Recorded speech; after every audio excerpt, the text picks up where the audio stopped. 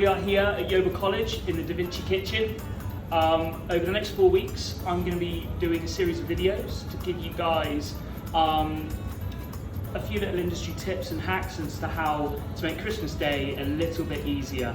So over the next 4 weeks, there'll be a few different videos, and today we are going to focus on some braised red cabbage. It's a staple of Christmas Day. It was in my house growing up anyway.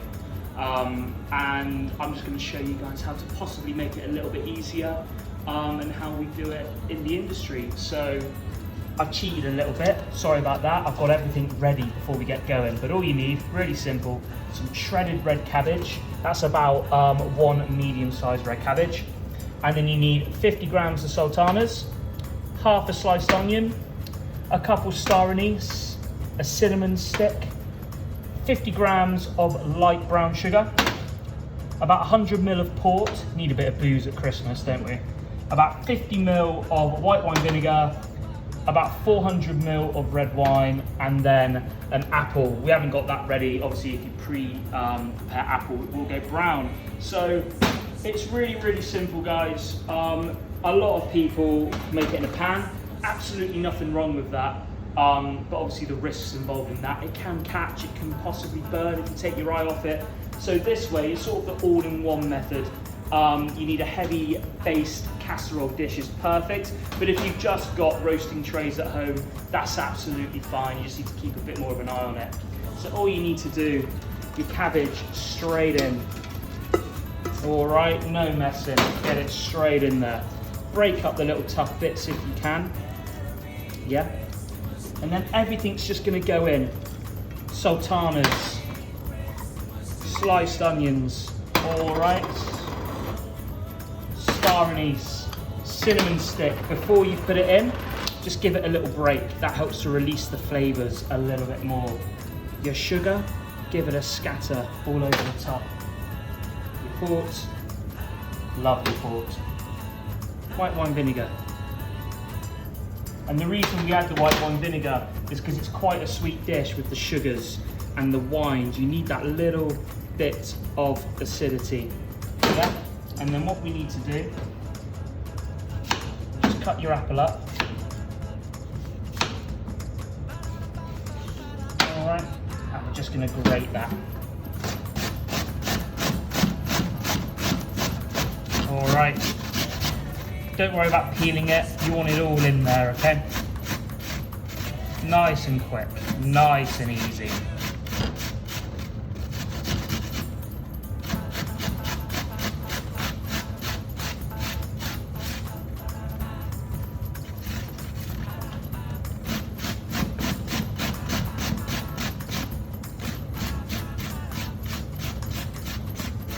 And then, when you've done that, pick it up at the bottom, and just lay it all in on the top. And what you'll find, as this cooks through the oven, this will all start breaking down, okay? And then seasoning, never forget your seasoning. Bit of salt, bit of pepper, all right? And then just spend a few seconds just mixing everything up, just so everything gets evenly distributed throughout the cabbage. And what you'll find as this cooks, in your oven, it'll all start caramelizing, it'll all start reducing down, giving you a nice thick cabbage at the end of it. And it does exactly the same job as doing it in the pan, only this way you eliminate that risk of it potentially burning on the bottom. Okay, so we've mixed everything up, everything's been nicely distributed. And I know a lot of you will be screaming, what about the orange? What about the orange juice? What about the orange zest? I'll show you what to do with that. I like to add that at the end, and I'll explain why. So when you're at this point, parchment paper just over the top. That helps. So two things, it stops it from sticking to your foil when you take your foil off, and it also keeps a lot of the steam in, a lot of the flavors. It stops it from escaping, okay? And then just some foil over the top.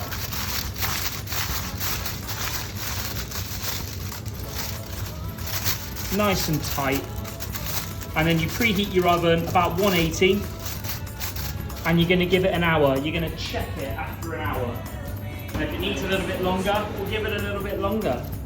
But that's it. Nice and simple, nice and easy. All right. And that's it. We'll see it in an hour. Okay, so our cabbage has been in the oven. I checked it after an hour and it still needed a little bit more time. It was still quite juicy. So I just gave it a quick mix up, put it back in. All in, it took about an hour and a half. Our ovens are slightly stronger than your ones at home, so it might take a good couple hours. But the secret to braised red cabbages, do it the day before, or even better, do it 2 days before. The reason why is it just gets better with age, like me, in the fridge, better, maturing, all those flavours working together. So make it a good couple days before, store it in your fridge, and then all you do on Christmas Day is you're just warming it up, whether it's in a pan or in the microwave. It just takes all that pressure off the red cabbage, and it frees up a lot of oven space as well. That's the secret to Christmas Day, do as much ahead as you can. So, with your red cabbage, as I said earlier, you can put the onion zest and the juice in right at the start and cook it. That is absolutely fine. It will still taste delicious, but I like to add it at the end, and the reason is you see all of this juicy, rich, very sweet red cabbage. You got the brown sugar in there. The sultanas make it quite sweet. Cabbage itself, when it cooks down, goes quite sweet. So what I like to do is add a bit of acidity at the end. And what that acidity does, it just cuts through that richness and it really enhances the flavour. So all you need is one orange, you need a grater, more importantly use the zest side of it, and you're just going to zest.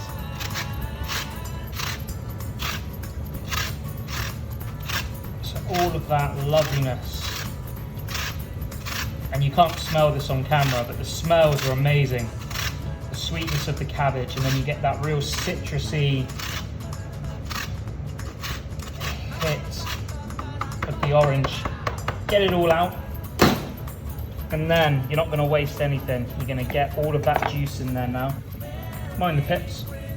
And you're just going to squeeze. And what this does, it cuts through that richness. It just gives it a real fresh hit right at the end. Get it all in there.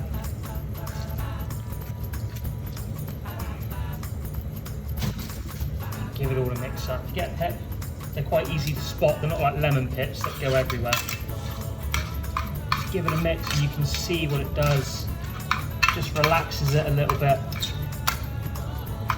Some people choose to put a few knobs of butter in there and give it a stir. Absolutely fine, it's delicious. You're more than welcome to. But that is it in a nutshell. Beautiful braised red cabbage done through the oven, and you can see how just doing it through the oven, you can see the bottom of the pan. There's no burnt bits, there's nothing that's caught. Whereas when you do it in a pan on the top, you can forget about it and it can catch really quickly. If you think about the sugars that are in there, all it takes is you to forget about it for 10 minutes and you can burn it on the bottom. If you do it this way, it's risk-free. It's super easy. You can pop it in the oven. You can just forget about it for a good couple hours. And there you have it. Make it the day before, make it 2 days before, pop it in the fridge, and it will taste even better on Christmas Day. If you are going to do that, the easiest way to warm it up is in a microwave, like a microwave-proof dish. Just give it a stir after a minute. Give it a minute at a time and keep stirring it so you don't overcook it in the microwave. Or you can just put it in a pan, or you can pop it back into the same dish and pop it back in the oven until it's warm. It's the easiest way to do it, guys. Have a go, see how you get on, and let us know how you get on as well. Or don't, just eat it and enjoy it. But there you are, guys, braised red cabbage. Hope you enjoy.